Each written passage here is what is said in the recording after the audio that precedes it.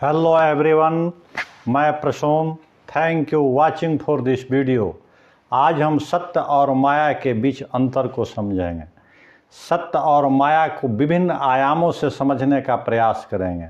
इसके पहले कि हम माया को समझें, सत्य को ठीक से समझ लें, क्योंकि सत्य की पृष्ठभूमि में ही माया को अच्छा से समझा जा सकता है। सत्य वह तथ्य है जो काल के आधार पर परिवर्तनशील नहीं होता है। सत्य में भूतकाल, भविष्यकाल और वर्तमान काल के आधार पर कोई परिवर्तन नहीं होता है, जो एक जैसा, सर्वदा एक जैसा एकरस बना रहता है, जिसमें वेरिएशंस नहीं होते हैं। ठीक इसके विपरीत माया वह तथ्य है जो काल के आधार पर परिवर्तनशील होता है, जिसमें वेरिएशंस, चेंजेज होते रहते हैं, जो वर्तमान में, भूत में और भविष्य में बदलता रहता है।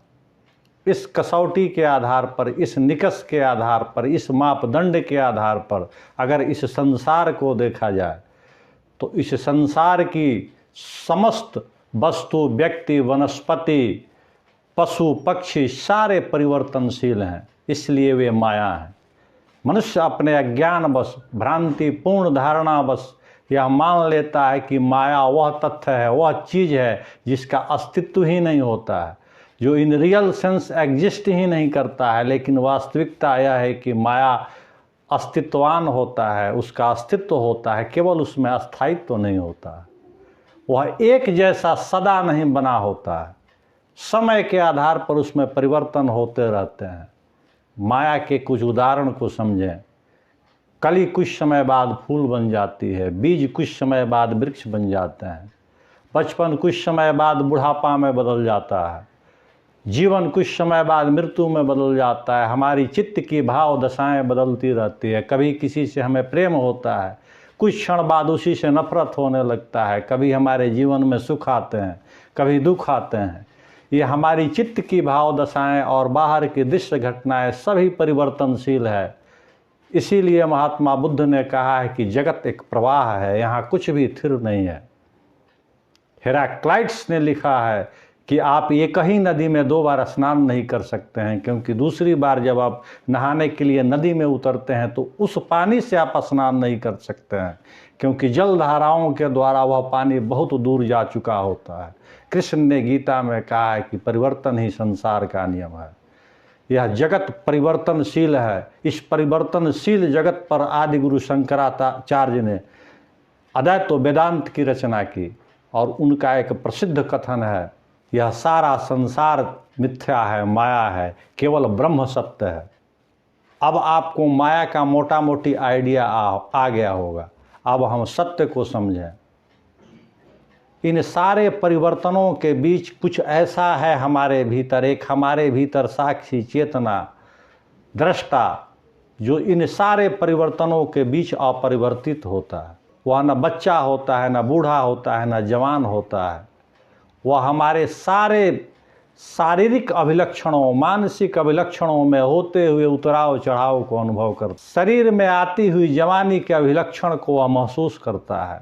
कुछ समय बाद शरीर में आती हुई बुढ़ापा के लक्षणों को वह महसूस करता है। जीवन मृत्यु में प्रवेश करने लगता है, उसको वह महसूस करता है। लेकिन वह महसूस करने वाला कभी परिवर्तित नहीं होता। वह जाती हुई जवानी और आती हुई बुढ़ापा को देखता है। हमारे मन में उठते हुए विभिन्न मनोभावों को वह अनुभव करता है। कभी जब हम दुखी होते हैं या सुखी होते हैं, कभी हमें किसी से नफरत होती है।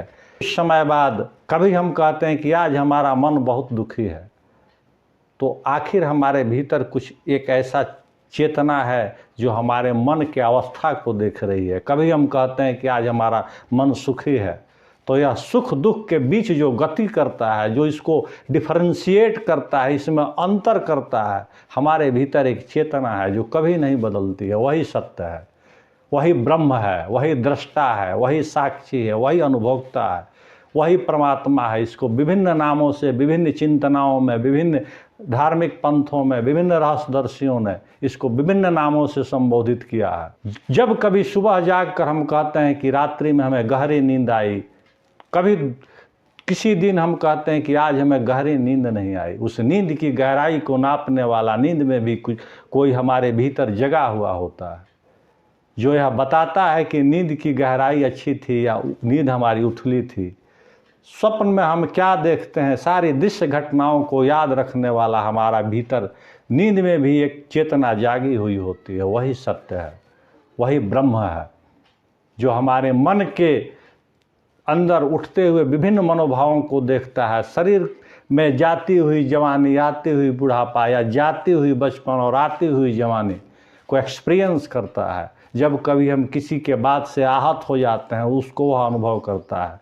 जब कभी हम सम्मानित होते हैं, अपमानित होते हैं, निंदा, स्तुति, मान सम्मान, अपमान, संयोग, वियोग, सारी अवस्थाओं को वह अनुभव करता है और सारे चीज़ से वह परे होता है। दुख आता है तो वह दुख में डूब ही नहीं जाता है, और सुख आता है तो वह सुख में डूब ही नहीं जाता है।